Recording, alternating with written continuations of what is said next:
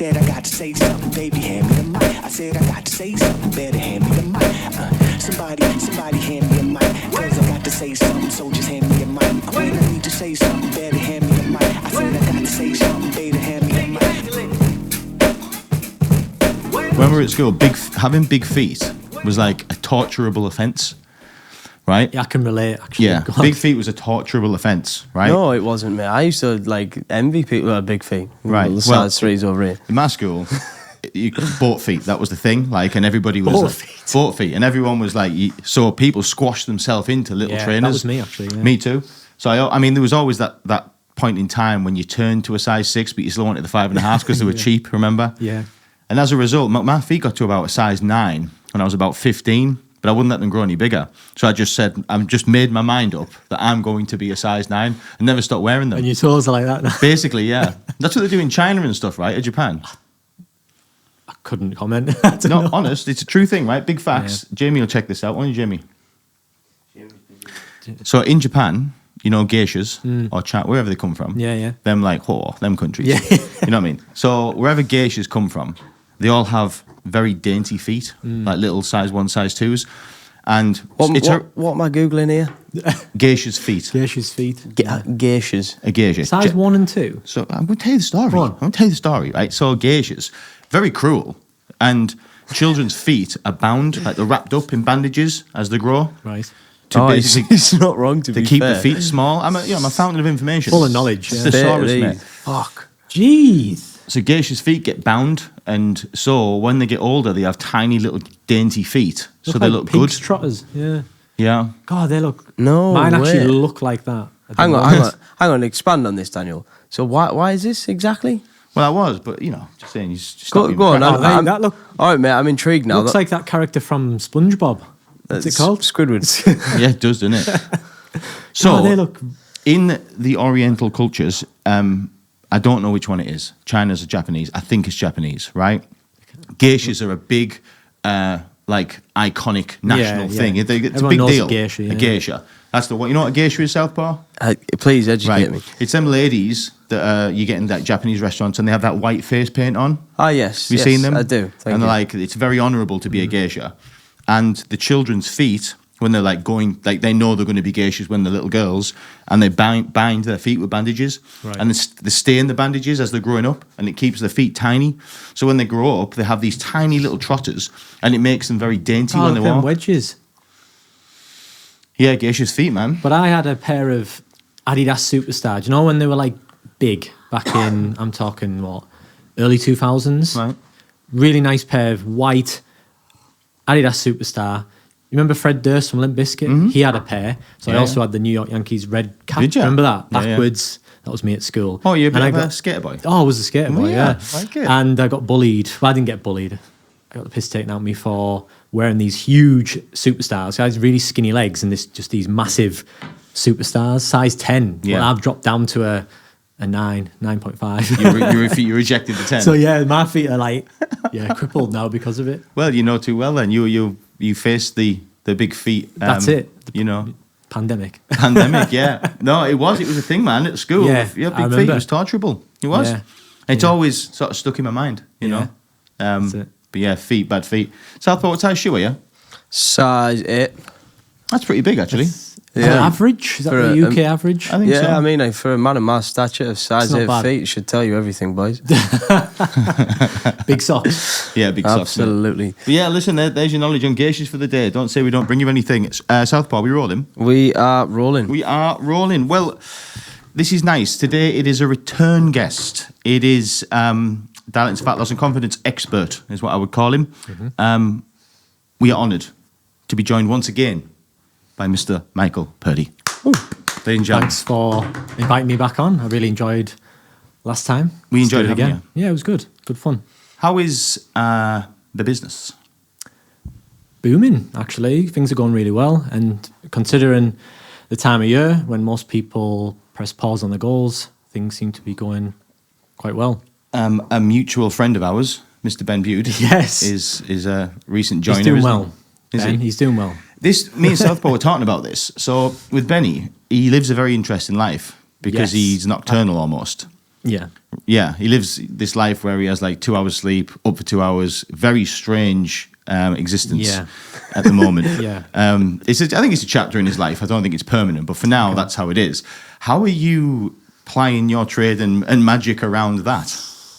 It's tough. Like, one of the first things we discussed was sleep, and he's like, well, I kind of sleep 2 hours on, I don't know, 2 hours in bed, 2 hours, I don't know, but it was a little bit all over the place. Chaos. Yeah. So I was like, okay, we can work around this, but I'm still trying to work out how he could get the most out of coaching and training in general. But he's doing really well. He's obviously in that motivation phase. He's only been with me 3 weeks, but yeah, so far so good. Is that a real thing, the motivation phase? Yeah, like 3 weeks, 3 to 4 weeks, and then the true colours start to show. Does it? And then, yeah, but he's doing really well, honestly. I'm not just saying that. Has he stuck to it as far as you're aware? Yeah, nutrition, training. He's in the gym all the time, tagging me on social media. Really? So, yeah, long may it last. I'm impressed. You've got him up for it, to be honest. Yeah. That sleep thing, though, I mean, Yeah. he's told me how he's living now, and I just thought, like, I didn't think, when I spoke to you today, I thought you were going to say, nah, he sacked it off. He sacked it off. No. But I'm impressed that he's gone that How far. important is that sleep in sort of your training side, your dietitian side? How important do you think that is? Still looking at these feet on screen. Oh, yeah.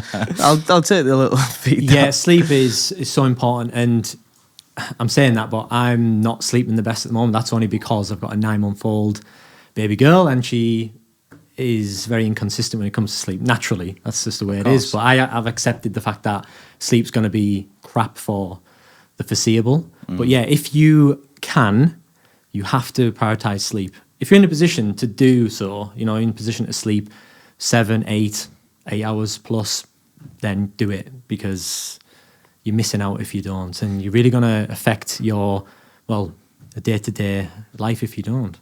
You hear these stories of people who, like great people, who say they only sleep 4 hours a night.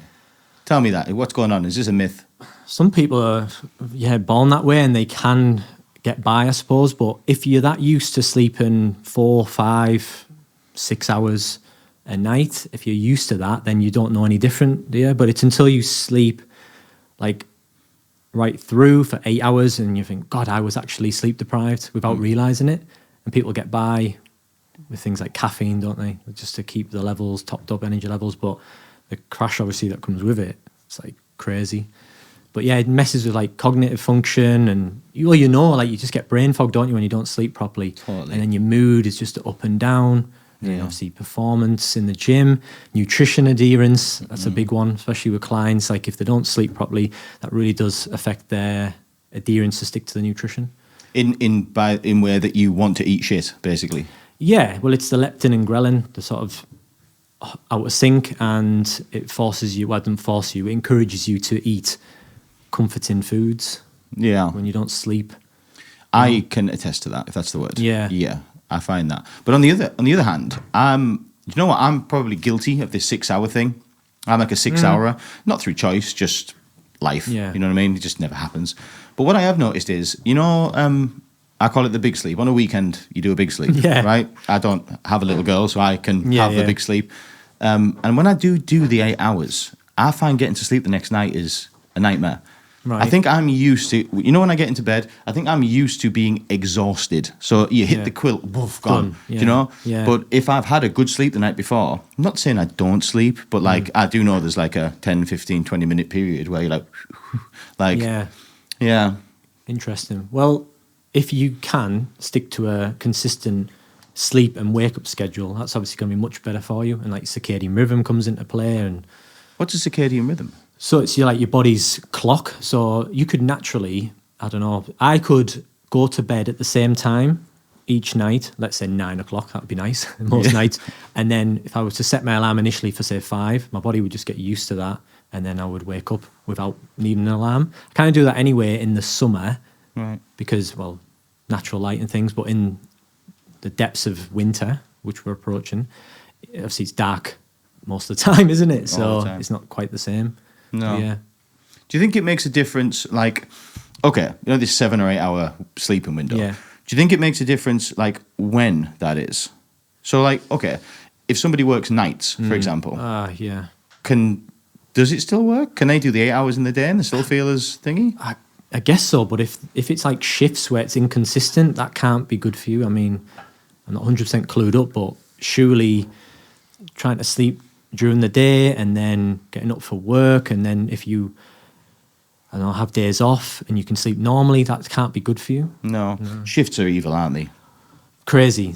Shift work is like the backbone of the country, aren't they? Yeah, when I grew up, that was my mum. Yeah. She was the NHS lady. I couldn't do it. You couldn't pay me enough to do nights. I mean, if I was forced to do it, I would, but... They used to have a sick thing, right? It wasn't... In the NHS, when I was growing up, my mum will remember, she will listen to this. Hi, mum.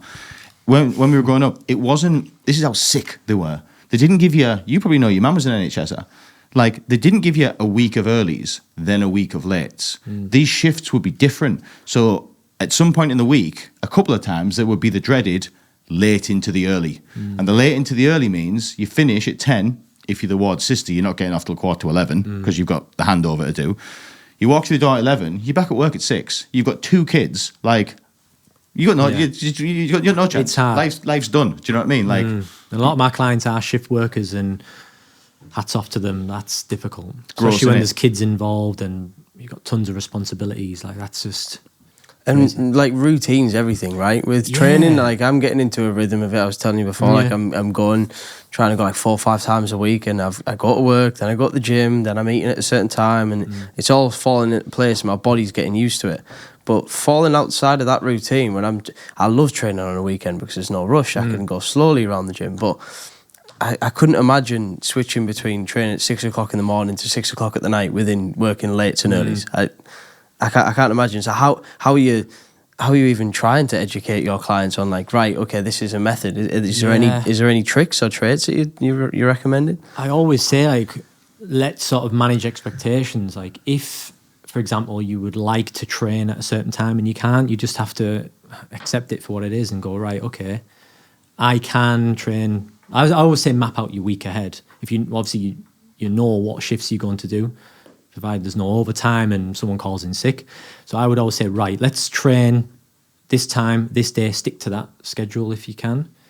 But again, like, it's just all over the place, routine. And I'm with you, like, I need routine, like I do. But especially with having a 9-month-old baby, if there's an opportunity to go to the gym, I just have to go. If it's not on my watch, like, it is what it is. how's that working out for you then? Because like you say, with a 9-month-old baby, I'm imagining structures... Yeah, kind of. There's no structure. It's like Groundhog Day every day. I'm pretty sure I saw a photo on your socials of you in the car at 5:45 in the Monday, 5:45 in the morning, doing check-ins with clients, freezing me nuts off. just so you wouldn't wake up the little. Yeah. Wow, Yeah, that's commitment. Like, my wife, bless her, she brought a hot water bottle, so she looked after me. That's sweet. I like I was sat in my car, like, freezing, doing me check-ins. Was it that time of the month? Like, and that was after that was after the ice bath as well. Like, I complain about the cold. Word. I was saying to you, wasn't I? I complain about the cold. It wrecks my skin, my lips. But I jump in an ice bath every morning. And this morning was the first time. Sorry to go off topic. This morning was the first time I had that pain of ice. The first time this morning, I was like, oh, this is how it's supposed to feel. Do you remember we were saying last time? Yeah. It kicks in the winter. I mean, it's not winter yet, but it feels like it. I have a confession to make. You've stopped ice bathing, haven't you? On Sunday. It just got too much. I felt it coming for a couple of weeks, you know, when the weather... See, my ice bath life, I told you, it came from baths. Since we last spoke... Ratty bath. Ratty bath. Since we last spoke, I moved to a house, and it turned into the outside loomy tub, right? Obviously, I moved in the house in July. All is well. Yeah. All is well, you know? Nice lukewarm water to get in. Doesn't get cold. Doesn't get cold. Obviously, the months changed, and for about, I'd say, maybe 2 weeks, it was starting to get really nasty, because on a morning it was like 5 degrees, 4 degrees, and I was thinking, oh, this is a bit different. You know, like getting out on your deck in on the morning, you stood in the garden in the dark and the cold, you're thinking, your body's saying, like, hang on, this isn't okay. And yeah, it got to Sunday, and I just... I was staring out the window. I'd got up early to go to the gym. I was staring out the window in the dark, looking at this tub. And I just made an executive decision. I just said, nah, I'm out. Doing it. I'm doing it. I'm a little bit disappointed. I am, yeah. I'm not doing it. I think you're better than that, man. I do. Where's Where's your discipline? Every morning I feel, and do you know what? I'm playing it off like I'm okay with it. Like, I'm not okay with it. I feel like I've let myself down. Yeah, you have, mate. But it's horrible, mate. It's horrible. I wouldn't fucking do it. I'm not an idiot like you do. However, Yeah. I don't know how you're still doing it. You know it's going to get worse, right? Yeah, it's going to get a lot worse. I think it's got to a point now where if I don't go in, a bit like you, I'm like, oh, I don't know what that feels like because I've done it. Sorry, but I do it every day. Just built the stronger stuff, mate. That's all it is. You know what I mean? But yeah, I can't imagine. I probably feel guilty for the rest of the day. I don't know why that. I feel like that would ruin my day. That's a terrible relationship to have with an ice bath, but It's true, mate. I feel like it would affect my day. Like if something went wrong, I would go, oh, it's because I didn't go in the ice bath. 100%. Yeah. This morning I was freezing this morning. I jumped in that ice bath. I was like, it's a terrible idea. I didn't feel particularly good before I went in. Didn't have a good night's sleep. Shock. And then It's even worse. I got out and I felt fantastic. Honestly, I was doing shadow boxing in the kitchen. I was like, come on, let's go. It does make you feel like that, right? It really does. It's the best feeling in the world. It's like a drug. It really is. It's that powerful. Yeah. But Yeah. Mike, getting in that. Yeah. Yours is in the garden, right? Yeah, mine's in the garden. Yeah. Yeah. Honestly, anybody that does do that, Yeah. you know, and I've said this, we see like, obviously we all follow Mr. Joe Rogan, right? And I'm like, fam, you live in Texas. You live in Texas. Okay, I get it. You've got the posh one that keeps it cold, but like, it's like 30 degrees in your back garden. Yeah. Like, that's not the same as Northeast England. Back streets of Darlington, yeah. It's not the same. It's not It's the not, same. is it? And his is daylight. It's not dark. Yeah. You know. Yeah. But it's bloody hard. Did you do that last winter? Yeah. All I the was way doing it- through? Yeah, all the way through, yeah. Even in the snow, the ice? Yeah. Unless I was away, I was doing it, yeah. Wow. Do you I've think gone this through, is like, like 4 a? ice tubs. Do you think this is like a lifetime thing for you now? I don't know, honestly. It could be a fad, and in years to come, might look back and think, God, remember I was jumping in the ice bath like an idiot at 5 o'clock in the morning. I think what you're praying for is new research to come out to say Live longer. Yeah, it's terrible. No, the other way. Oh, it's, right. You shouldn't be doing it Oh, because XX. Then I'd be like, That's an excuse not to do it. yeah, that's the end of that then. Got a ring doorbell in the garden as well now, so I'll give the ring doorbell a little wave. Yeah. on the morning. Yeah, I've got screenshots of me butt naked. all me boxer shorts are lined up on the garden furniture. After a few days, they all come in and get washed. Love that. I cheated though the last couple of weeks. I was taking a cup of green tea. So I That's cheating. I worked out a cheat code. So you make a cup of hot green tea, obviously, and as you're getting it, I would cup it and I'd put my mouth. I wouldn't drink it, but I'd put my face over it so the warm steam was hitting my face, and slowly. Looking for over the- hacks, isn't it? Yeah, he is. I Like cheated. So yeah, that's but. I wear socks though because my feet hurt. You know that horrible pain you get in your feet, and my feet are always cold. Yeah, I wear socks, so I don't know if that's cheating a little bit. And a hat. And a hat. Yeah, just to keep the head warm. Do you do the head dip? No, don't do that. So you know, I did the head dip. Oh well, You know what I mean? After, I mean, it's a squeeze, as you know, but yeah. you know, Oh God, no. yeah, it's horrible. So you know, everyone's got cheat codes. Yeah, that's it. I know people that do it in the world with like a wetsuit. That's not even. Is the this same. a point? What's It's not the even the point same, in is doing it? that? No, that's not the same. No, it's not the same. The closest thing I do to that is it's a place called Ellerton Lake. I don't know whether you've Yeah. been. And I go for 2 laps around Ellerton Lake. And that's in a wetsuit. Yeah. But What? And you look at the lake. no, you swim around the lake. Oh right, I thought when you look But at it the is lake. cold in moving water, or if you move in water, isn't it? We were Yeah. saying this last time. Like, 'cause Yeah, when that's what they say. when you're still in that ice bath, it creates like a thermal layer, so your body gets used to it, and then as soon as you move, it's like, oh. But then you get going around Ellerton and you're all right. But like Yeah. my parents were doing it as like a leisurely cool thing. I thought, oh, I'll jump along. And I was hungover and I did it for the first time. It came out, I felt unbelievable. Yeah. So I do get Good it. feeling, yeah. I get why you do it. I will say, as a closing on the cold water thing, it is easier if you do it every day as opposed to take time off and get back in again. It's hot. Remember the first time you ever did one? I remember where I I was. thought I was going to die. Yeah. Yeah, I thought I was going to die. Man was in the summer in a bathtub, and I honestly had never felt anything so horrible. But it does get easier. It does. Stop. Hold up. Before we carry on, just a quick word from our sponsor. Do you have a business? Thinking about starting one? Dash, the bespoke web design and branding experts. When you have a business that needs a professional online presence, when your current website is starting to look a little outdated and tired, when you have an idea and want to see it brought to life online, that's where Dash can help. Dash create bespoke websites built around your business and its requirements, from exceptional e-commerce stores to sell your products online to beautiful brochures showcasing who you are and what you do. The team at Dash will become an extension of your business. You'll be assigned a dedicated team who will help guide and advise from the initial design brief all the way to the website launch. Not only that, Dash provide full aftercare to carry out any changes alterations or updates quickly and efficiently. It's like having your very own personal web development team 365 days a year. Dash understands that in today's world, the right online image, exposure, and representation is the key to success. Book in a free, no-obligation consultation with one of their experts today to see how Dash can make your online vision an online reality.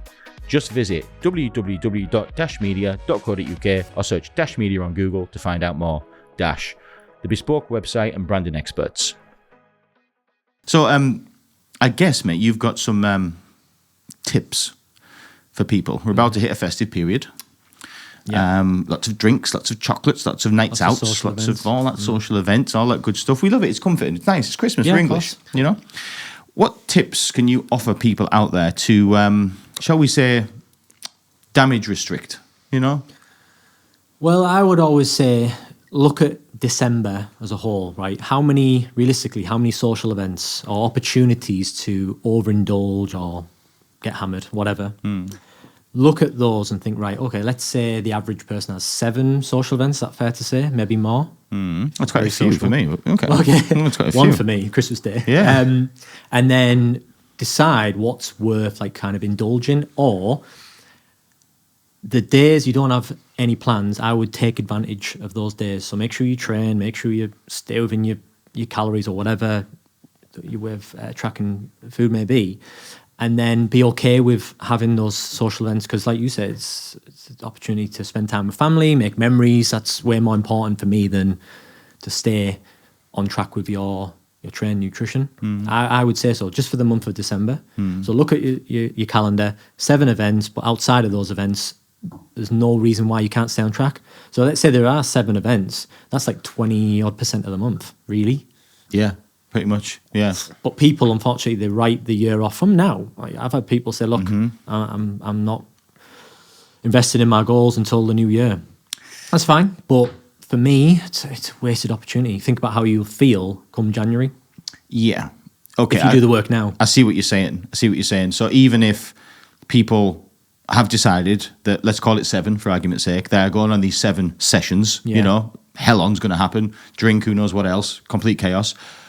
What you're saying is, why not, instead of just writing it off and just saying, I'll start in January, why not do both? Why not keep training, stay healthy on them other days? The day it's carnage, okay, go be carnage. Take a day off the next day, pull yourself together, then get back in, then do it again. And by the time January 1st comes, you're going to be in a better place had you have done both or battled through as if you just basically fucked it off, basically. Yeah. Good point.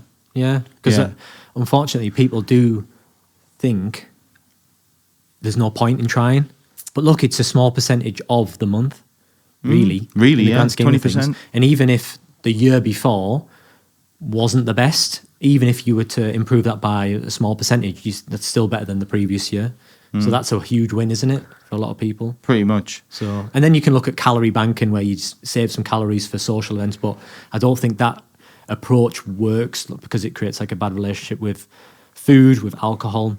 Because you'll restrict calories and then you'll go all out and you maybe have more calories than you would if you didn't bank them.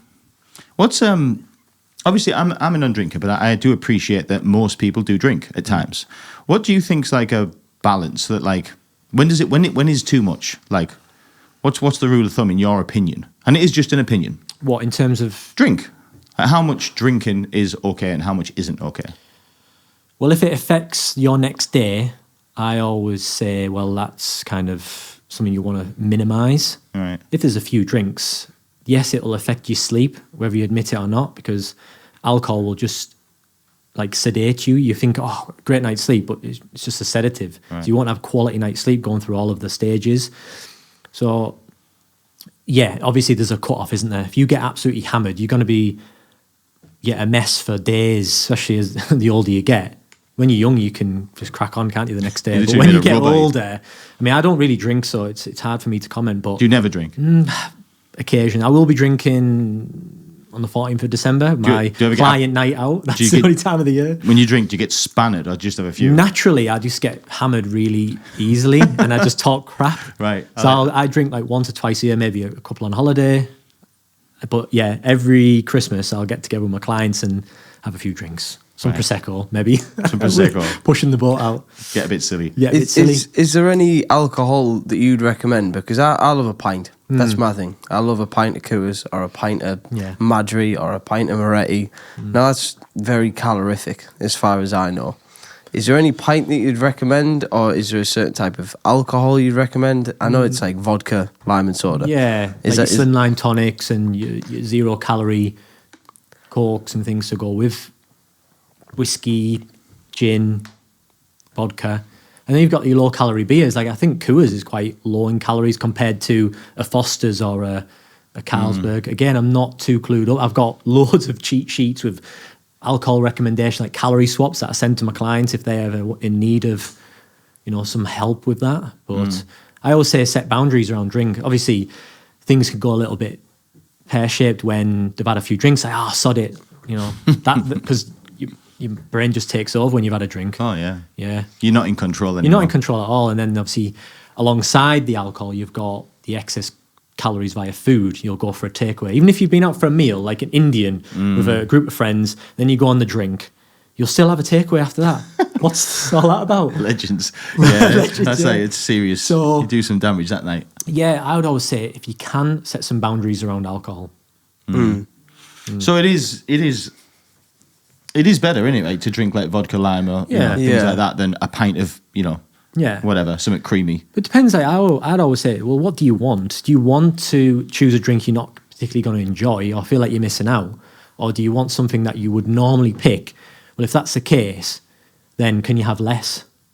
And can you stick to that?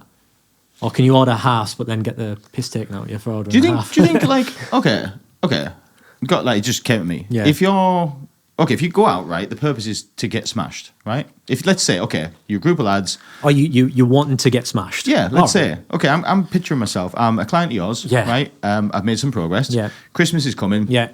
I've got loads of these staff dues, mates this, whatever's birthday, Christmas Eve, Boxing Day, New Year, either come, all these nights out, right? I know the purpose is I'm going to go out with my mates and get absolutely spanned, right? That's the deal. Would I be better off just going straight to sauce and just, like having shots of whiskey or shots of something incredibly strong and small as opposed to big drinks and end up in the same place? Because surely you're going to end up taking in a lot less calories, right? Just having shots of extremely strong stuff. No? I guess so. And that's going You'd to be do less putting a damage. taxi very quickly, though, if you just do shots on the get-go. I was thinking, if they go pint for pint, you just go shot for shot, Yeah. I mean, for me, being a drinker, that just takes away the whole element. I like the build. I like my first Like to pint. enjoy I like my pint. first pint. I love it when it touches the lips. I love the second pint, ordering it at the bar. Because you're like, tequila, straight down the hatch. That's how it Yeah. used to be, yeah. That's I was just how- trying to help you, you know what I mean? Just trying to Yeah, help you. it's no use. I think I'll just stick to my Coors. But you can make sensible choices when you're out. But again, you have to be you have to want to do that. If you're just forcing yourself to do something that you wouldn't normally do, like that, again, that creates like a bit of a resentment towards. Do you know what I'm trying to say? Mm-hmm. Yeah. Yeah, I get you. What's your plan, Southpaw, over the Christmas period? Because obviously you are you've made some good progress, I might say as well. Have you you. noticed he's very lean? Yeah.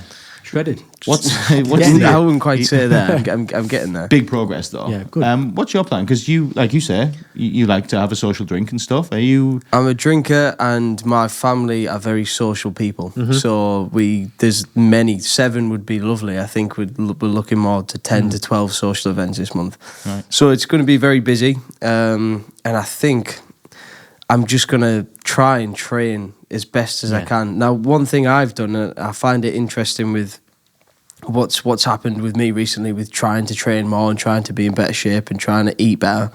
What I used to do was I'd go out for bevs, I'd get drunk, and then the next day I would just eat shit. Mm-hmm. One thing I've taken out of my world now is if I have that night, the next day I'm really working hard on no, this is straight back to it. I'm straight back to it.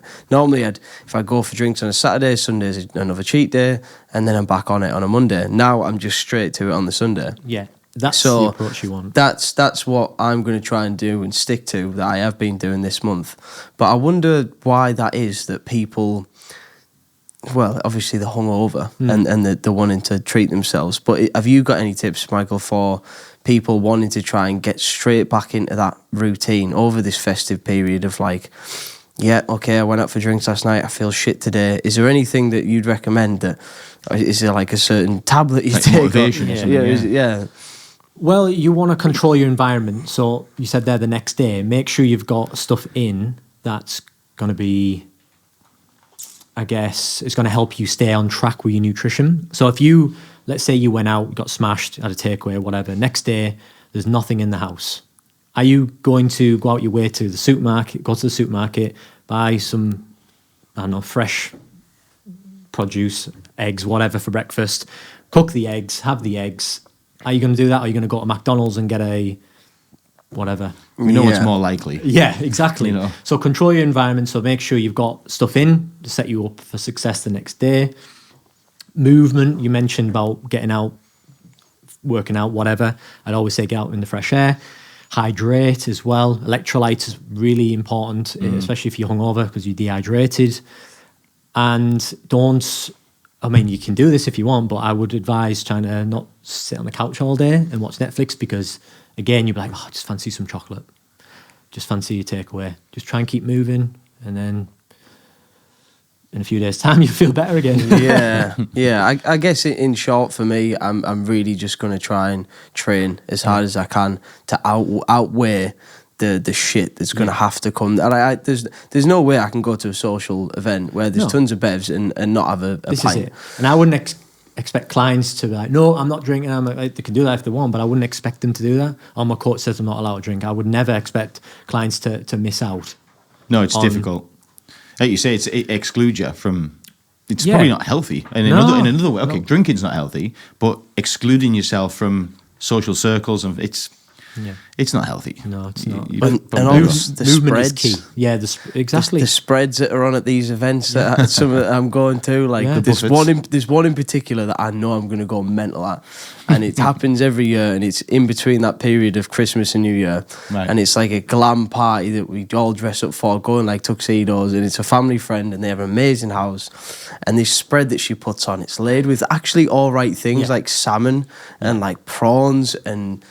I couldn't even, I'll probably send a photo to you, Dan, when I'm there, but it's Sounds like you're in a amazing. great And I Gatsby. will indulge Yeah. that night. Like, I'm prepared for it, you know. But your reaction to that will determine like how successful you are. And this is one thing I say to my clients. Your reaction to a social event, a setback, whatever, is more important than the social event or setback itself. I hammer that home because if you go out on Friday, a lot of people will just write it off until the Monday, Yeah. new week and all that. Same for Christmas, like especially between that weird period between Christmas Eve and New Year's Day. That's a weird time Weird. for a lot of people. It's off it. There's excess food around and everything needs to be gone by the 1st of January. Like I would say, right, can you control your environment? Do you need to buy all of this, I don't know, junk, celebrations, biscuits? Do you need to do that, really? Or can you just buy what you need and leave it at that? Them chicken and stuff and sandwiches the next day are all right, though, aren't Yeah, they? I actually like turkey in a wrap and a pan fry. It's really tasty. So leftover turkey in a wrap with some other bits and bobs, maybe some vegetables. Yeah. Straight in there. That's a You- good it is what happy you- medium. Yeah. That time is weird. I've never thought of it that way before. It's weird. It's like, what even is it? It's kind of like not real time, is No. it? No. It doesn't mean anything. No. So weird. It goes slow for me as well. I Yeah. don't know why. But there is, you're right. Like there's always, everybody always gets a box of roses or something off somebody or a box of celebration. And they're sat there. Yeah. It's so difficult. And they have to be gone by the 1st of the... Because of for January. 2 reasons. Because you think I'm not bringing this crap into January with me, New Year and New all that. Year, So you end up new me. scanning them. Like Yeah. it's hell. And when isn't you it? walk into a supermarket, you are literally faced with all of this stuff on offer. Your beers, your celebrations, whatever. You can't literally walk in a straight line without hitting these delicious foods. literally by design as well. Yeah, of course it is. They know what they're doing. It's mental, and isn't then it? you've got the offers to make you buy more, and then it's all in your house. You're like, what the hell am I going to do with all this? I imagine like in the new year, like your business goes bang, right? It doesn't initially because people are skint in January, but course. February onwards, it's crazy. Right. Absolutely crazy. And then obviously everyone has summer holidays that they want to get in shape for. But I say start now. Start in November. Yeah, it's a better Start now. foundation. And you'll feel much better over Christmas. And come January, you'll be less bloated. You'll feel fantastic compared to if you didn't, if you just paused on your goals until the new year. No, It's easier said than done, though. People aren't interested, like, and that's fine. That's fine. You do you, but that's why I'm here, I guess. So, like, for the vast majority of have you got? I think you mentioned you've got some clients who are literally saying, "Nah, see you in January."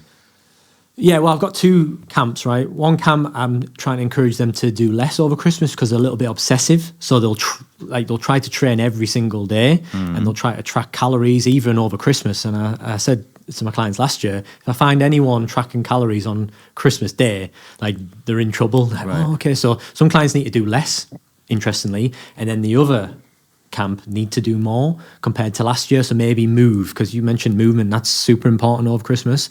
Move your body as much as possible. Get a gym session in if you can.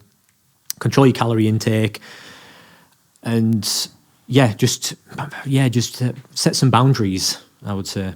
When you say calorie intake, is it the whole macro thing? Is that Calories, macros. Listen, you can. There's this argument. Oh, you can bank calories, but like I said to you earlier, like, is that a healthy way to go over Christmas? I would just say, don't worry about MyFitnessPal. However, control your portions. Make sure you get enough protein at each meal. Consume your fruit and veg. Lots of water, and go from there. What's your, like? I think we did touch on this last time you were here. The reason this is probably blasphemy to you, but I've actually got a trainer now who's my friend. Right. Cool. I wanted to give it a go. Right.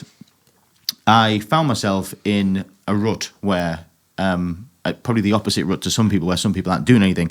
I think I was doing too much. My body was breaking down. I couldn't go downstairs properly. Like, I was having to, like, shuffle bum like a kid down the stairs on the morning. It was ridiculous. Like, 39-year-old and I'm like a pensioner. So, and my eating, I knew, look, yeah, okay, I have my berries and I have my Greek yogurt in the morning, but you can't be having a chicken parmesan or an Indian for 14 days off the belt because something's not right. Now, granted, I wasn't in bad shape, but I approached this trainer to say, look, this is where I am. What's your goals? A little bit more muscular in the right area, keep the six-pack, and genuinely feel better. This counting macros thing, this tracking your meals, I find that absolutely very difficult to do. Because, like you said, everybody starts off well, first couple of days, and then you fuck it up. I want to know, how important is that? Because I know people, right, that are in supreme nick, and they ain't tracking macros. They're not eating shite per se, but they're just eating pretty much, average normal food. They'll have a sandwich, they'll have a parmo, and they're in good nick. Is it crucial to do all that? Well, they'll have awareness around what they're eating, surely. They'll know probably roughly what's in this meal and the calories and macros to some degree. But for me, I mean, I'll be honest with you, only 60, maybe 70% of my clients are actually tracking their calories. A lot of them will do like an intuitive approach. A lot of them will maybe follow, it's not a meal plan as such, but basic guidelines, healthy eating guidelines, portion control. But I would always recommend tracking calories on apps like MyFitnessPal just to create like awareness around what's in food, because people are in shock when they say they had a bowl of whatever and they think, oh my God, I didn't realize there was so many calories in that. Peanut butter is an example. Like, you give someone a teaspoon of peanut butter, how many calories? 60, 70. You weigh it out, it's like 200. Like, what the? And it's that awareness around food. So I think it's important to know what's going in. I've been given a meal plan, right, from this person. Yeah. And like the day I avoided peanut butter before because I thought it was too fatty, but every day it starts with a bowl of porridge mixed with protein powder and a tablespoon of peanut butter. I'm on for 3,500 calories a day. That's so what you're eating more now, right? Yeah, I'm struggling to eat it, but it's not the stuff I want to eat. It's like, salmon and lean beef and like, on the morning it seems to be quite fatty on the morning, and it like leans out throughout the day. Okay. That's a lot of calories. It's a lot of calories. Yeah, it's a lot of calories. Look, I'm going to admit it's early days, but since I've started, like, just saying, I kind of feel like I'm in worse shape. Just being honest, feel a bit fat and a bit undertrained. Yeah, but you're used to under eating and overtraining. Yeah, so, I was. Well, I think we said this last time. You probably need to do less, and your physique would benefit from that. Not yet, but no, I'm sure it will. That's what this chap says. I mean, I'm having a meltdown on the it's my fitness thing, and I'm having a meltdown saying, "Mate, are you sure about this, mate?" Like, but it's not the be all and end all. Like, MyFitnessPal was invented in 2005, I think. You'd be able to confirm. Is it that old?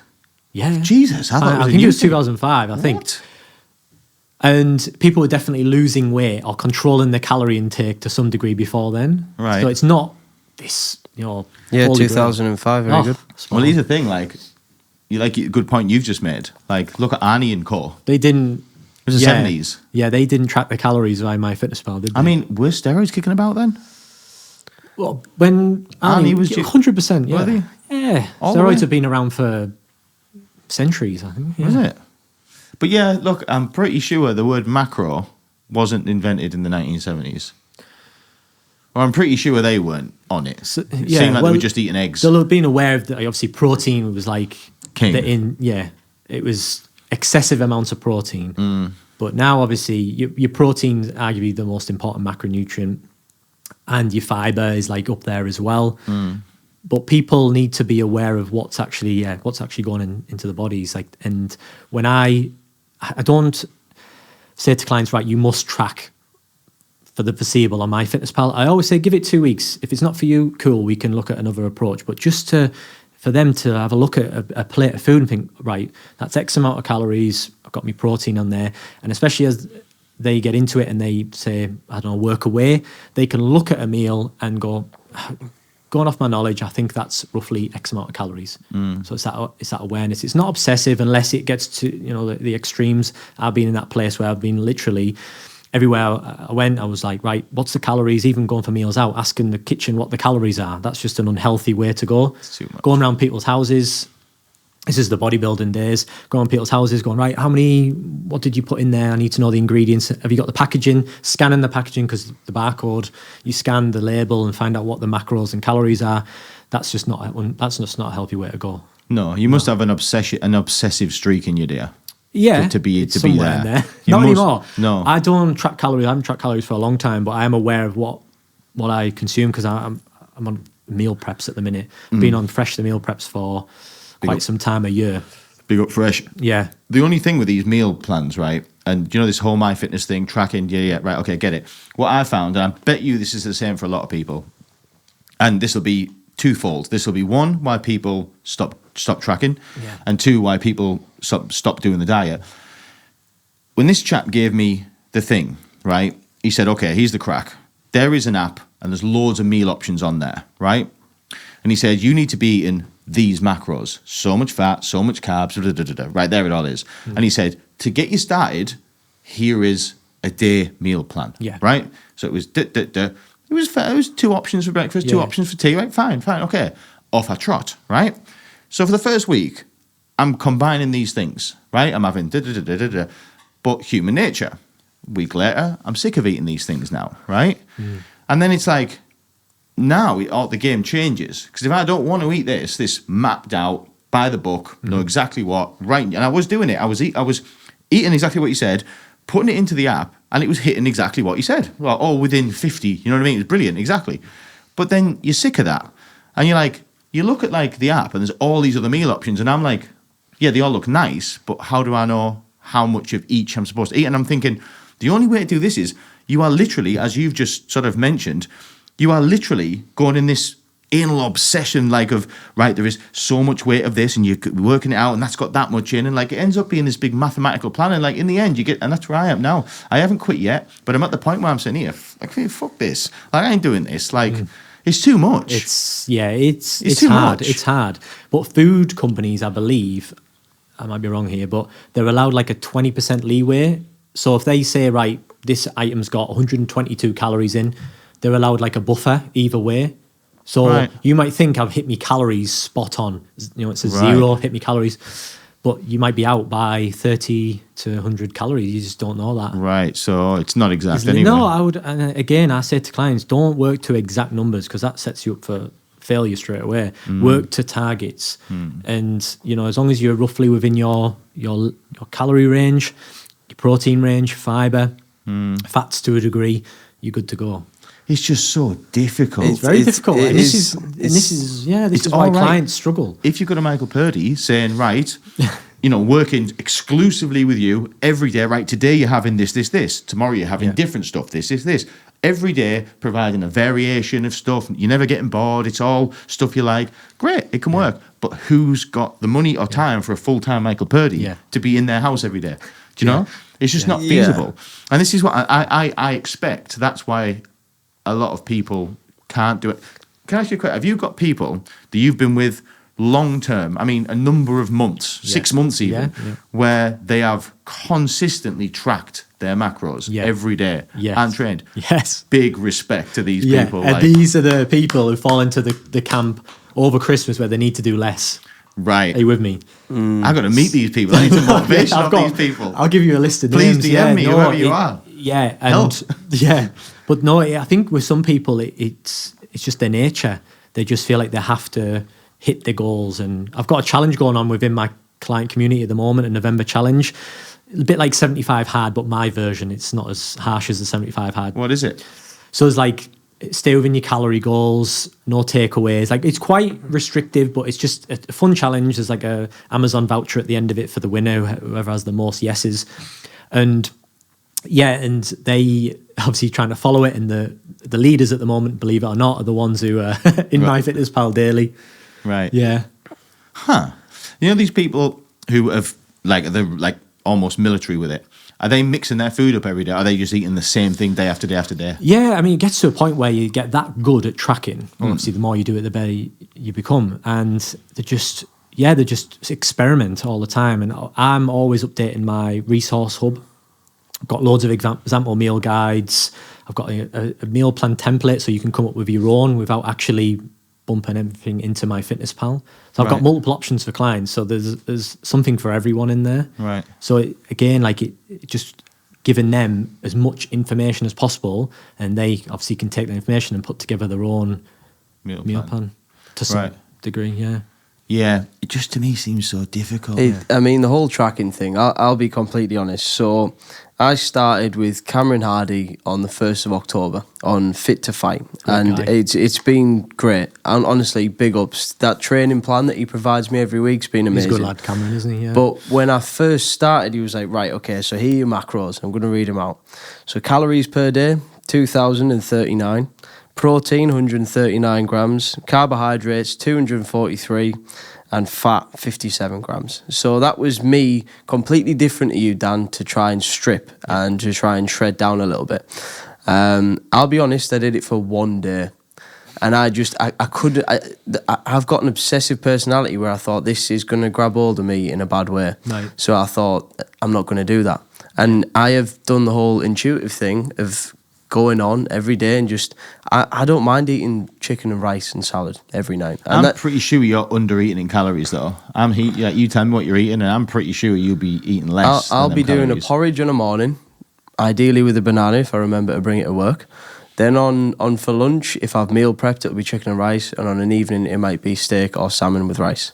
You might be under calories. I would say that going off that, but it depends on your portions. You might have a big old bowl of porridge. So you can't sound high though. Portion wise, I'm really trying to minimise that as well. And snacks in between will be fruit. But I would take the sort of stress away from being like super strict with your numbers. So I say if most clients, you go to a weekly calorie target. So as long as you're in your weekly targets, so times your daily by your 7 days. This is good. And that gives you way more freedom and flexibility. So let's say, here's a good example. You have a meal planned for Saturday night, whatever. You go to Manjaro's. Right. You can peel back a little bit on your calories on the lead up to that meal out. Have your meal out, enjoy it. Next day, obviously, you can continue to restrict if you want a little bit. But then as long as you're within your weekly targets, you'll, if you're in a deficit, lose fat. So work to weekly. That's why I say to clients to remove the stress away, especially if they're working long hours, shift workers, loads of things on, kids to sort. The last thing they want to do or should need to do is like be on it with their numbers every single day. Right. So work to a target. Gives you way more wiggle room then, doesn't it? You keep mentioning the word calorie, right? Like do you track more than just calories? I assume it depends on the person. Some clients, like I've just had a client go through competition prep for Ushi, like bikini. Right. Yeah, I've just posted her transformation today. Absolutely phenomenal. So Ushi was on strict calories to begin with, full macro breakdowns, and I mean, like she was scientific. Yeah, because that's needed for that that level of course. leanness. But Do you for a think lot of she clients, would mind? she should be absolutely fine with it. So- Yeah, that's her there.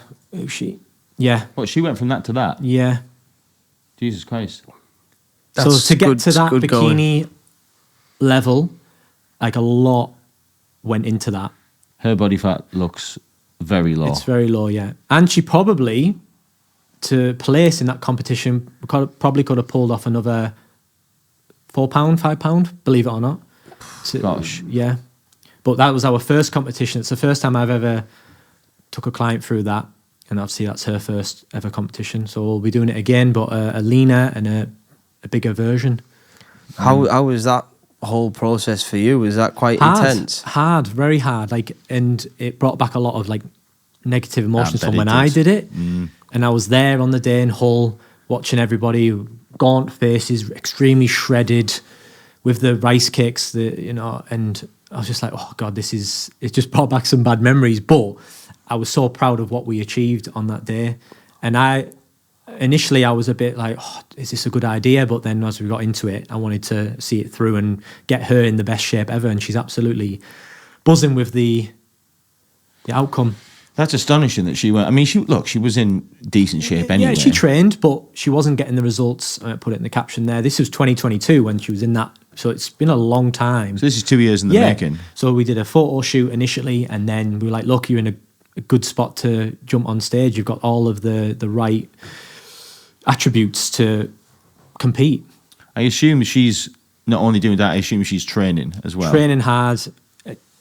And she won't mind me saying this, but she was in a position to do that, go through that process. There's no children. She had a fairly not comfortable job, if you like, but there was no restrictions. Right. But if you were to say, have somebody who's a shift worker, 3 kids to look after, that's going to be really hard to go through that process. Much more challenging than what. Yeah. I think if you're going to commit to you have to go all in. Yeah, this is a lifestyle. Yeah. So with her, it was like full in-depth calories, macros, but for most of my clients, I'm going to say 90%, if they were tracking, it's overall calorie intake for the week, protein goals, fat tend to not go below 50, 45 at push. Carbs can fall wherever. But then if you've got performance clients on board, then we'd have to look at pre and post workout or training carbohydrate intake. So it's a bit more in depth there. So again, like we said last time, it's all individualized. Right. And that's why they say it's the best way to go. I bet you've got a hell of a job. Like each single person that comes to you, you've got to literally like start again. It's honestly, it's crazy. Like all these fucking numbers. There's going no through your room head. in my brain for anything else. Like I bet you can sit and think of all of your clients, and you've got all these like numbers. Okay, that person's on that person's on that, and you're like, yeah. Oh, But without God. the systems I have in place, it wouldn't be possible. It Such wouldn't as? be possible. Like obviously, I couldn't speak to a client now and go, "Yeah, you're on this amount of calories." I would have to check their app, their account, all of the notes I have for each client after the check-ins. It all goes into one big spreadsheet, and that's how I can keep a track of every single client. Gosh. It's crazy. Gosh. Absolutely crazy. And that's why I'm in my car at 5:45 a.m. Without water doing bottle. check-ins. Like, yeah, it's crazy. Post ice bath. Post ice bath. I'll give you though. Listen, like you must be doing something right because that young lady there was in some shape. Yeah, like she's on holiday now. She's living She the deserves dream. it, I think. But then, flip side, like we have to ensure she reverses out of that properly. What does to that look like? So taking the calories up essentially. Okay. Post show, because that obviously she can't sustain that. Nobody could sustain that. So we'd have to take calories up. And we have to make sure there's no like post-show binge. I suffer with the post-show binge when you literally can't stop eating. You're full, but you still eat. I remember stopping off at every service stop for KFC, McFlurries, chocolate bars. Just calorie. Because I was like, oh my God, because you don't know when the next meal's going to come from. So yeah, it's very important we ensure she leaves that safely. And then we go into like a gaining phase. And then when we have a competition coming up, we'll then strip the calories back. Is that bodybuilding or is it that's like bikini? I'm not exactly sure. It's I guess it's classed. The whole thing's classed as bodybuilding, but you've got multiple classes. right? Yeah, That would be quite dangerous, surely. You know, for a like female especially. Yeah, like hormone function. Obviously, a lot of women dropping down to that level of body fat can lose a period because you can't really support life on that low body fat. That's So something I it's a did want to ask you, because I have always chased the six pack. I've always been obsessive about having that ripped up torso. Yeah. What's the dangers of trying to? Because you know, as somebody, I didn't, like, you did it for competition, but I tried to live in that position. What are the dangers of that? Well, there's low testosterone being the main one. Right. Which has all kinds of effects. Yeah. And your mood, I imagine, would have been up and down. Hungry. Yeah, probably at times, yeah. But it's just not sustainable, is it, in general? No. And you miss out on so many opportunities. Like, surely you can find a happy medium, which I'm sure you'll find, where you can stay, which is the point I'm at right now, stay in shape and still go out for a Nando's, still go out for a meal and it not affect your progress. Yeah. That's the sweet spot. Unless you're doing that, a competition, or unless you're doing something else. The discipline or obsession, I think they're very close cousins. Yeah. And I think I know people who struggle for motivation and discipline, right? They're in a constant fight with themselves to not eat that, to get in the gym, and they feel shit because they don't go. And they'll say things like, it's easy for you, you've got the discipline. Yeah. But then, like, that, it's like not wrong as per se, it might be right to them, but the other way around is like, the obsessive people wish we could just take a night off and just be okay about it. Yeah. Or eat that meal and not feel completely tormented that we ate that meal. Yeah. I can remember times like committing to eating my favorite food in the world, apple pie and custard, right? Nice. Old school. I don't need no bells and whistles. Doesn't have to be fancy. It can be the cheap one. Morrison, Sainsbury's own, the crumble, microwave, 2 minutes, Nice. microwave custard. I'm happy. I don't need, I don't want fancy things in life. Just sat on a settee with a fire on and a bowl of that. But I can remember back in the real obsessive phase, be doing it all week and then committing, right, I'm going to have this. But then after having it, literally my mood been not happy after I ate it. I literally was a nasty piece of work, snappy, nasty at the person I was with, and literally thinking, you scumbag, like you scumbag. You literally, and that's literally because you feel bad about yourself. Yeah, dangerous, isn't it? It's very dangerous, and I have battles myself with that, trying to do less at times. Like running's a prime example. Like if I miss a run or if it isn't on the day I want it to be on, I sort of get like a bit moody. And my wife notices that, but yeah, I'm in that place at times myself. It's difficult, isn't it? It's difficult, yeah. Especially if you're that used to being so like disciplined to just go, you know what, it's okay to take a day off. Like when you're in that position, that's the sweet spot. When you're in that position where you're like, oh, it is what it is. That's what I'm hoping I get from this process. I think you will. This stick guy, to it. This guy's really slowed me down. Yeah. I think you need that though. Probably. I'm a 39-year-old man and I'm training like a professional 22-year-old athlete, or I was, and I'm not that. Yeah. I was never that, and I could feel it. Yeah. But I will admit this. I'm chilling a bit now. But last week, what a place I was in. You think, Ollie, I'm going to lose everything. I've all this. I've got myself paranoid. Paranoid. But you're right, man. That's the sweet spot, isn't it? Getting to a place where just chill out, man. Look after yourself. Stay healthy. Don't overdo it. Yeah. If you've had a takeaway and you're not going to the gym that day, chill out. It's fine, relax. Just go tomorrow. The world's not going to end. Yeah. It's not going to end. Like you said, I like the way you do it. It's like, I think I was definitely living in that day by day thing. Yeah. I woke up at this time. Before I go to bed, I have to not eat this and I have to train this hard. All right. Do the week then. Okay. So this day was a mess. But you've got 6 more days to put it right. That's a very clever way to think of it. Stop going day by day. Go week by week. Yeah. And calories like money. Do you want to spend your money on like a Gucci handbag, waste all your calories, or do you want to spread it out carefully on stuff that's going to serve you, like proper food, nutritious food? Again, your calories. But again, like there's a cut off, because if you were to just restrict all week to have your takeaways at the weekend, that's a terrible cycle. Restrict, binge. Because you could do that, but I don't recommend that. But now and again, for social events, I always say to clients, look, use your weekly as much as possible. Yeah, I agree with that. I also have that thing that you were talking about, though, when you want to do something on a certain day and you can't do it, especially a run or the gym, and then life gets in the way and you've got to do something. Is there any? I mean, you sound like you're also frustrated in that moment. At times. Is there anything that you do to try and counteract that frustration? Because I'd imagine quite a few people can't do the things that they want to do gym wise. Yeah, just to jump in on that, it does bring me some peace to know that you are top of the game. You're a professional, right? You do this for a living, and it really does bring me. Not to say I'm happy that you're unhappy, but like, sorry, that probably came across wrong there, to be honest. But it brings me a little bit. Oh yeah, like.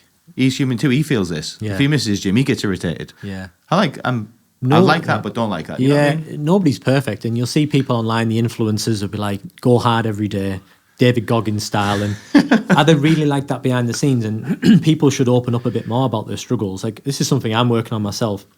I try and share a few posts throughout the week about my struggles, what I've been through in the past, and to let people know, followers, that I am actually just like them. I'm not this robot PT who trains every day and tracks every single calorie. I like a meal out. I don't drink, but I like doing things most of my clients do. So, but in terms of like advice, I always say, right, you've got like multiple buckets. You've got like a bucket for me, it's business, family, fitness, probably another one in there. But I have to put a little bit into each bucket. Main one being family. That's obviously main priority. Business and fitness, it's like a constant. Depend on what I've got going on. Is it push? Is it pull? And you have to look at your buckets and think, right, well, I'm filling each one up. I can't give all of my energy or whatever you're putting in that bucket at once. Are you with me? So, yeah, I think you just have to, again, manage your expectations. That's what it comes down to. And be okay with taking a day off. I think your two buckets there, like the business and fitness, your buckets are like real close together. Yeah, at times, especially with just... off the back of a High Rocks event, and I put my all into that, and it actually went against me because I was thinking too much about the actual race itself, right? And that affected my performance because I wasn't sleeping because I was like so amped up to do it. I literally mapped out the whole High Rocks, mapped out the whole High Rocks from start to finish, and I got in my own head by the time I got there. And my coach was like, "Look, you literally overthought the whole process." The lead up was just like the day. It was like, well, focus on each training session at a time and take the pressure off your performance on the day. So that event, I was massively sleep deprived, and that hurt my performance. Really? And I'm gutted about that, and I'm still annoyed about it now. But you can't have everything your own way. No, it happens, man. I feel you. Just in the. I mean, I've never. But I am still in that place, so yeah, I'm still working on it. What was the High Rocks? So it's like fitness racing. Right. So it's a combination of running and then a station of some kind, like a ski or row. It's brutal. I don't know why anyone signs up to High Rocks. It's hell. It's indoors. Yeah, it's indoors. So that's the track, and then in the middle, you've got your stations. You've got 8 kilometers of running, and you've got a station. So you've got a kilometer run, a station, a kilometer run, a station, 8 times. Right. It's like a time trial. Right, I got you. That sounds like a crazy circuit. It's ridiculous. Honestly, it's hard work. There's burpees in there. Oh. It's hell. How many burpees? I can't think what it's 80 meters, I believe. Yeah, 80 meters of burpees. Moving forward burpees. Broad jumps, burpee broad jumps. I've never done one of them. Yeah, I've done them. They're awful. It's amazing. Like, it's for everyone as well. It's literally for everyone. Anyone can do it. Anyone can sign up. Obviously, you've got to do the work for one, but yeah. And I was really annoyed at myself for the way I was before. I was like, too much pressure on the day, and And you think probably if you just chilled out and just thought, right, just relax, it would have been better. Obviously, work hard. Like you said, there's a discipline and there's a fine line, isn't there? It's so hard to get it in the middle, isn't it? So hard. There's not many people I know have it bang on. Either the one way, if that makes sense, or one way or the other. But going back to the buckets thing, like, I know at the moment I can't compete with the best in the world because I have like other buckets I need to fill. The more important buckets, like family is more important. So for me, that means a sleepless night. If that means taking a day off to spend more time with my wife and kids, like, that's more important than damn right it is. Yeah. Damn right it is. Some people would struggle with that and be like, nope, training comes first, which I get it. Like, it's hard, but for me, like, I have to be at peace with knowing that I'm probably not going to compete with the best in the world, even though I want to in my head, and it's like frustrating, but I have to be okay with that. But of course, if things were different and you had one bucket, Single lad, no responsibilities. I'd be training every single day and take a day off. But the argument there could be to what Missing end? out. To what Yeah. end? Exactly. Okay, what, you get a medal? You know what I mean? Doesn't mean anything. Do you know what I mean? Yeah. Really doesn't. So does it? you need a balance. That's Yeah. it, isn't it? It comes down to balance. I know everyone says that, but it's true. 100% is true. 100%. Yeah, I really like it, Mike. I really like I feel like I've walking away from this like I've learned something. That week thing is Weekly deficit. yeah, it's really, really, really clever way of looking at it. And, Yeah, that's the way I approach it. I mean, some other coaches will say, no, stick to daily calories, stick to your targets, but for freedom, for flexibility, take the pressure off being perfect with your numbers, use your weekly target. yeah, it's right. And it's really, really cool. I really appreciate you sort of opening up and just letting us all know here and the people that are listening that, in fact, you're human as well. Yeah. You know, you're not, like you say, this robot PT. You know, Exactly. I bet some of your clients probably say otherwise. Like, you Yeah, know. probably. But at the end of the day, I'm a leader for them, so I want them to know that I'm like doing everything I preach to them on a daily basis. Yeah. That's why I take great care of myself. Well, one of the reasons, Yeah. leader for my clients. So I want them to look up to me in a way, but understand that I am human as well. Oh yeah, they can't see Facebook posts of you in Ibiza on the session, can they? Like, I hope you're doing the work, clients. you sat on the couch of the panel, all of that with your thumb up. Yeah, yeah. Well, just out of curiosity, when Michael Purdie has a day off, right? When he thinks, fuck it, when it's time to do the damage. Like, stay hard. Whoa. What are you doing? What am I doing? Well, I love pizza, so I'll always smash a pizza. Is that I the love a go-to? Five Guys as well. Yeah. It's so good. And people say, oh, it's so expensive. I'm sorry, 25 quid for the best burger around. I happily, Sold. sold. Yeah. Yeah, pretty boring, really. I love ice cream. I love cookies, actually. Yeah. Warm cookies, yeah.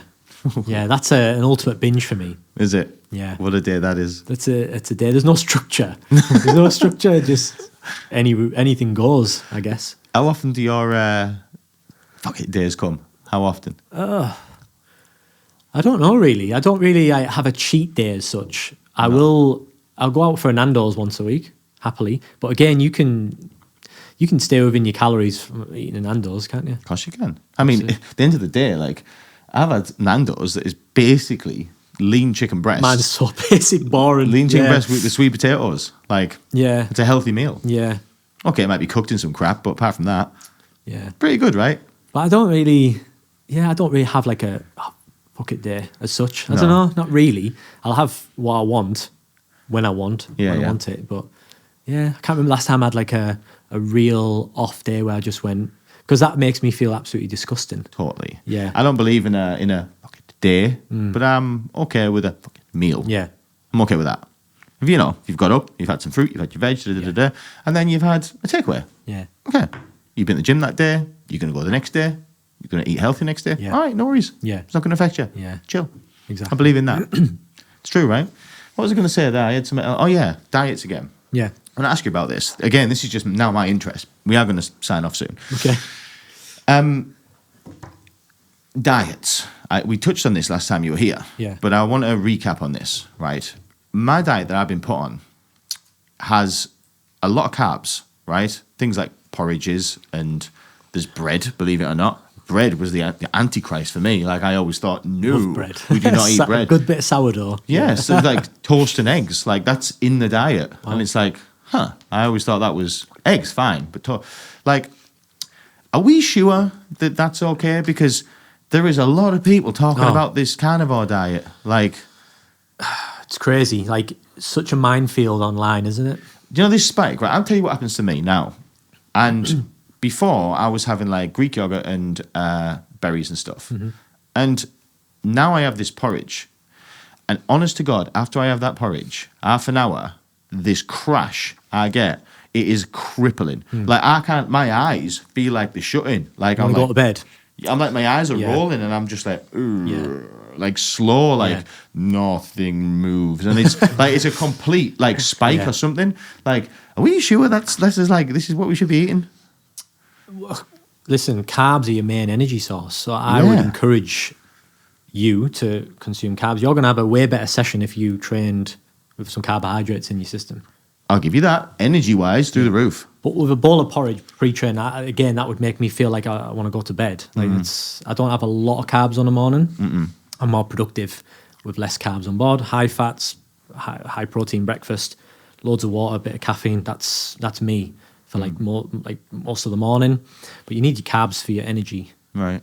But yeah, I can see the argument for it. Obviously, you can lose weight faster by stripping your carbs back because less water retention from the glycogen stores. So you lose weight but not fat.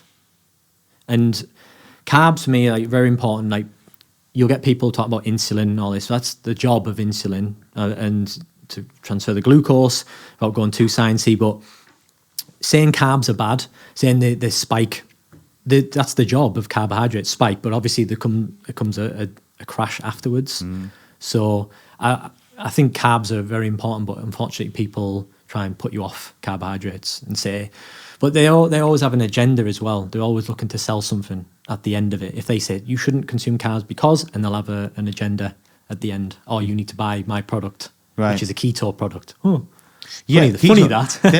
There's the word keto. Yeah. So these people who all do the carnivore diet, that's what they talk about, ketosis. But like they're eating pretty much a carb-free life. They're eating meats and fats and minimal fats, really. Like I know some people, I won't name drop online, that I listen to religiously, and their diet consists of pretty much lean red meat and fruit.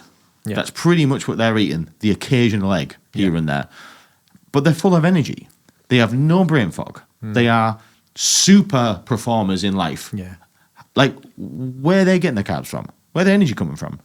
They're probably just high on life. Do you think? Just high? Well, they're eating super clean food. They're obviously exercising, looking after the bodies. So they're just naturally, they will be like just amped up people. They're not going to be like shattered from eating that, are they? No. And your body will adjust, sure. Yeah, and you get the energy from the fats to some degree. But yeah, is it sustainable? I've tried paleo. I've tried keto. Yeah, to a degree. Like, but listen, I don't eat many carbs in the morning, and I will sort of fast because if I go to bed at say 9 o'clock, I don't eat until 10 o'clock next day. Is that technically fasting?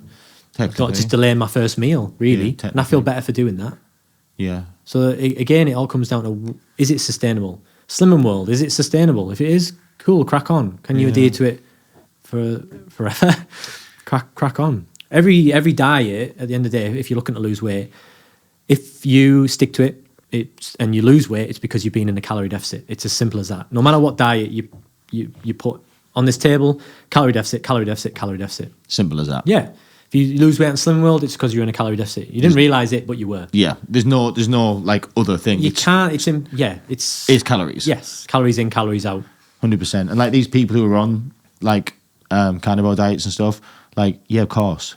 Like lean meat doesn't have any. Yeah, if you're cutting out tasty cereal, bread, of course you're going to be in a calorie deficit. Yeah, and your protein's going to be through the roof, so you look jacked. Carbs are delicious. This is why they get demonized because beautiful. That combination, carbs and fats, that is such a lovely combination. It's people lovely. Just go to that, and carbs unfortunately aren't very like satiating. You can't get full off a bowl of cereal, can you? I could easily smash out a full box. I put a post on about granola. I could literally have a full bowl of granola and be like, right, next box. Yep. No problem.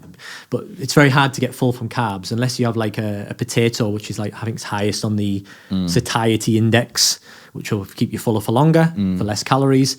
It's very hard to get full from carbs. But if you get a spud and a box of cereal, you need about 10 boxes of cereal for the same weight as a spud. Yeah. So there's a lot more density. Yeah, but I'd rather have a cereal than the spud. Oh, yeah. Unless it's a Five Guy fry, that's... Oh, mate. Yeah, I feel like I want Five Guys now. I know, that's so annoying, isn't it? Just quickly, because I know we're wrapping up, and this might be like a obviously, Louis moment. You know this whole calorie deficit thing, right? So obviously I have lost a little bit of weight. I'm not trained. I think I'm eating around 2,000 calories a day, right? I'm not burning off 2,000 calories. So how am I in a calorie deficit? So you'll have your like baseline calories, like the number of calories you need to stay at your weight. And if you're losing weight, you'll definitely be in a deficit. Somewhere. Yeah, you'll have created a deficit via the 2,000, like you said, 2,000 calories, or you might find yourself moving more. So you can either create a calorie deficit by food alone, by cardio, which is a bit of a slippery slope there, or combination of the two. That's the go-to combination of dropping your calories, increasing your expenditure. Right. Okay. So you've created a deficit. Yeah. But like, I'm definitely not on Mike's level. But like, my guess, just I see you every day nearly, and like, you tell me what you eat, you tell me how you train. Personally, and I bet I'm not far off. You won't be eating 2,000 calories. I think you're eating about 12, 13, 1,400 calories a day. That's what I actually think you're eating. And I think you're now training most days. So I think in your gym, you're doing somewhere between 400 and 600 calories in the gym, but you're sat at work, your legs going like this on the floor, like every half an hour, you've burned another 30 calories. Yeah. Like, so Right. you're just burning it like all the time. Because you've got your, again, without going too sciencey, you've got your daily calorie burn, so your BMR, like calories to stay alive, basically. You've got your NEAT, which is your non-planned exercise, fidgeting, housework, whatever. You've got your TEF, which is thermic effect of food, which is calories burned via digestion, which is why protein is the best, because it has the highest thermic effect, which means your body has to work harder to break it down, therefore burning more calories. And then you've got EAT, exercise, activity, thermogenesis, which is only 10% of your daily calorie burn, your exercise, but you'll still be doing enough to help create a deficit. Right. So it's actually, people go, right, I'll do way more exercise, I'll lose weight, but that's actually a small portion of your daily calorie burn. People don't realise that, and it's like an eye-opener. I never realised But that's that. not why you should go to the gym. You shouldn't go to the gym to burn calories. That should be way down on the list. You should go to the gym for all the other benefits, amazing benefits. There's so many. Right. I'm There you definitely go. in a deficit. Thank you very much. Yeah. Very If you lost weight, you must be somewhere. Yeah. And how are you tracking your weight loss? Just the scales or the metrics Not as well? scales. Cameron told me not to do that because my whole thing is I'm building muscle at the same time. So Like a recomposition, and I've yeah. got on creatine. So Okay, my good. creatine, I've been on that for a month and 20 days now. So Creatine's amazing. I've definitely seen the increase in like my muscle. Yeah. So that muscle weighs more than fat, right? Yeah, So yeah. I think I'm just tracking it purely off photos. Good. Yeah, I I test. do that with clients as well. Photos, measurements, and scale weight. But I say to clients, if you can track daily, great, as long as that doesn't affect your mood. Because some clients will step on the scales, no progress, or they've gained that meltdown. So I'm like, right, if you could be at peace with just viewing that number on the scales as just a number, that's a much healthier way to go. Because the more data I can collect, the better service I can give and obviously help clients out more. So I track, photos, measurements, and regular scale weigh-ins to track the fluctuation, because they're all over the place. They're crazy, especially for a female. They're up, down, depending on the cycle and things like that. Multiple hormonal factors play a role. Would you say with the weight thing, like, I know it's better to have more data, like you say, more data is better, but like, if you weigh yourself every day for 7 days and you're the same, like, no, just look month by month Track by month. the average. Yeah. Same with your calories. Track your average Right. across the week, and you work out the average of your weight loss that way. That's a more accurate way to go. Is it? Yeah. Huh. Yeah. But for a guy, if I was to bring up a male client's weight loss, like a scale weight loss, and the females is like this crazy roller coaster, and the males is like pretty linear. Is it? Yeah, but females is far from it. It's crazy. But as long as I always say, look at the points of the spikes, your reaction to each spike determine how successful you are across the whole journey. Reaction in like, what The you reaction to the spike on the scale. So if they said, oh, sod this, I've gained 2 pounds, I'm Right. giving up. Like, no. How you respond to that spike will determine how successful you are down the line. And what's the that's right like type of spike? I mean, what's the right type of reaction to that, would you say? positive one, just crack on. Right, Don't keep let going. that number affect your mood or next move. Right. That's the right reaction. Right. It's just a number. It's just data. That's it. Scale weight and fat loss, 2 separate things. Yeah. Yeah. Because multiple things can influence the scales. Water, inflammation from training. Yeah. This is why Slimming World, without going off on a tangent, not to bash Slimming World, I believe they encourage their customers to avoid weight training because it can affect their weigh-in. Because if you weight train, that's inflammation, that can cause scales to go up. That one of the- thing you hear bandied around a lot, like muscle weighs more than fat. Is that true? 'Cause I've heard that for years. Well, if you had, if it's different surface area as well. So a pound of fat and a pound of muscle is still a pound. But if you had a pound of fat on the table, it'd be like quite big. But if you had a pound of muscle, it'd be tiny. Would it? Yeah, Right. but it's still a pound, Yeah. isn't it? It's like, yeah. So no, it doesn't weigh. Ton of feathers It or a doesn't ton of weigh bricks. more. No, it doesn't weigh more. yeah. 'Cause it's So you can ridiculous. decrease in It's a size. You surface can area, decrease yeah. in size, but then equally gain more weight. And if you say to a client, you've lost 5 kilo, it's only 5 kilo. You hand them something that weighs 5 kilo. It's like, wow, that's amazing. That's fat gone from the body. Yeah. You know what, right? Funny you should mention that. Like, the scales thing. Never in my life, up until a month ago, have I had scales, right? Ever. I've always just done the eye test. I know what I'm looking at. I can look in the mirror. Yeah, I'm looking in good nick. Or you're looking a bit podgy there. I know what I'm looking at. I got some scales a month ago, and I weigh myself. And since I've been doing this plan, every night when I go to bed, I jump on them scales. And because I've seen that weight go up a bit, that's making it negative, and I'm like, this is shit now. This isn't working because I'm getting heavier. But you're weighing in on a night, though, after a full day of food. Yeah, after 2 teas. So you're better off weighing in before your ice bath. Right. In the morning. Have a pee, step on, naked. That's the best time. Yeah. You see what you want to see. Yeah, you will. Hopefully. You're going to get the best Don't result quote me on anyway. that. Do you know what you have? You've inspired me, Mike, because you made me feel like an absolute pussy. So about this ice bath thing, I want you to send me a photo of you, accountability, getting in that ice bath. I pledge to you, sir. Right, I was hoping you were going to say, "Oh, fuck that, Dan. I'm not doing it in the winter." But like you said, I'm doing it, and you kind of looking at me like, you little pussy. So that's it. Like I'm not having that. So I'm going to level up. Why don't we have a little challenge? How many consecutive days getting in the ice bath? I think I'm going to lose, but I'll play. I'll play. Play for money then. But I am. I'm going to stop in it because you are right. It is beneficial, even if it's just placebo. Yeah. Take the placebo. You know what I mean? Let's do. I'm going to set it. Let's do till December. Can you do every single day? Yeah, let's do that. And the deal is I have to post it. Anybody watching? It's the 20th right now. You might because everyone's ditched the whole ice bath idea. It's become I don't know, a bit of an afterthought. But let's bring it back. Let's bring it It's back. like the ice bucket challenge. Remember when you used to nominate people to pour water over your head? Remember that? Yeah. That was massive. What was that about again? I can't remember. Was that during? I nominate straight over your head. Yeah. Was it a That was lockdown cool. thing? I think No way. That was it. That was it years well ago. before? Yeah, that was 20. Yeah. No, that I'm gonna say- that was about 6-7 years ago, wasn't it? Yeah, maybe even. I think I got away with it. I don't No, think I nominated, no I don't friends. Think so. No friends. No. I That's got what it is. nominated twice, I think.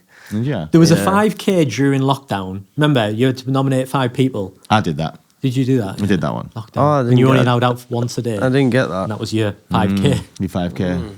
Yeah. Interesting.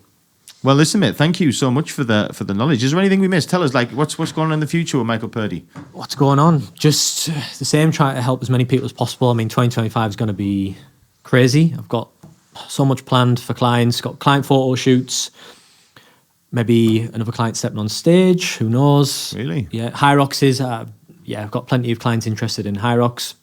Loads of different branches, I guess. Yeah. But just keep doing what I'm doing. So you still got spaces to take clients on and stuff like that? Yeah, obviously January is going to be, back end of January is going to be crazy. So if you're interested, then I would advise you reach out now. Because there is a limit. Yeah, absolutely. You can't take indefinite people. No. You can get to the point where it's too many. Yeah, I've been in that position. Yeah, Have you? yeah. But I would always advise starting now. There's a lot of clients joining, thankfully, this time of year, which is nice, to be honest with you, because again, they can put themselves in the best position possible come January and be ahead of everyone else just starting out who have a mountain to climb. So think about that. It's right. Lay the foundations. Absolutely. Doesn't have to be a write-off. No. Nah. How can people get in touch with you again, Mike? Remind us. Via Instagram, my handle somewhere, I guess. Your handle is Michael M Purdie. Changed slightly. M Purdie Coaching. Yes, that's right. Or you can find me down Forge Fitness Gym. That's my kind of PT home in Darlington. Not there very often because I'm obviously mainly online or in my car. So I'm doing check-ins. But yeah, reach out. Yeah, I'd love to help. Brilliant. Listen, everybody, that's been brilliant. Thank you, Mike. Yeah, I really enjoyed it. Appreciate Thank you coming. for inviting me on. Will you come back again one day? 100%. I like it. it. I'll come back with Ben. We'll bring Ben on. Yeah, That's a good idea, isn't it? Call him Yeah. out on the podcast. Yeah, let's we see. should do Ben at the end of his. How long's he got with you? 12 weeks initially. That's the Okay. Or 90 days is Right. the initial phase.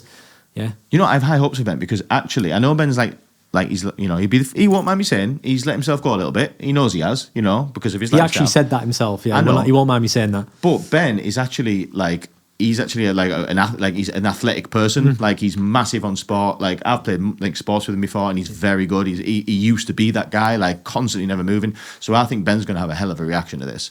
I think he's going to get big results. Yeah, and if that's the case, brilliant. We'll have you both on. If not, just you again. So, so we'll see. 12-week time, Ben, go and get it, mate. Okay. Listen, everybody, Mike, thank you again. Thanks. This has been Cheers. People Like Us. Everybody do that like, comment, subscribe stuff, and we will see you next time.